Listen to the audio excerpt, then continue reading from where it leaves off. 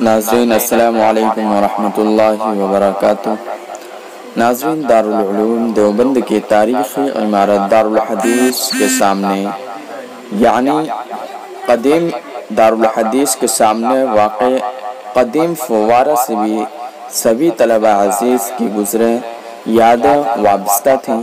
طلبہ دارالعلوم میں آمد کے بعد سے اس تاریخی فوارے کو ہمیشہ اپنی نگاہوں کے سامنے پایا ہے۔ جب دارالعلوم دیوبند کے اندر داخل ہوتے ہیں تو یہ فوارہ دارالعلوم کے جزء لیفنگ طور پر طویل زمانے سے احاطہ دارالعلوم کے عین بیچ و بیچ اکابر کی ایک یادگار کے طور پر موجود تھا۔ فوارہ اور قدیم دارالحدیث گویا لازم ملزوم تھے، جیسا کہ دونوں میں گہری دوستی اور قربت ہو۔ فوارے کے پاس کھڑے ہو کر دل کو ایک عجیب سا سکون محسوس ہوتا تھا، جیسا کہ کس کو غمخوار ہمدرد اور شفیق سرپرست کے پاس کھڑے ہوں۔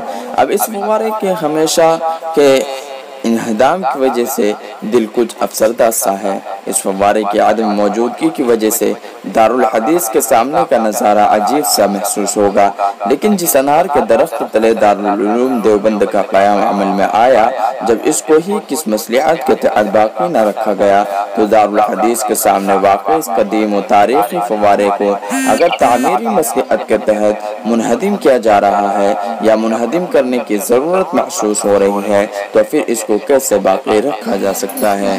اگر سڑک کشادگی اور وسعت و سہولت کے واسطے اس فوارے کو ہمیشہ کے لیے منہدم کیا جا رہا ہے تو منہدم کر دیا جائے۔ یہ فوارہ اگرچہ گزرے یادوں کا سنگم ہے، لیکن کوئی ایسی تاریخی عمارت نہیں کہ جس کو باقی رکھنا ناگزیر ہو۔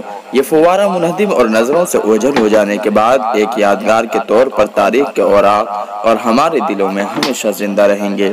تو ناظرین، اس فوارے کے انہدام پر آپ کی کیا رائے ہے؟ آپ اپنی رائے ضرور دیجیے۔ یہ ویڈیو کیسی لگی، اس پر آپ کی کیا رائے ہے؟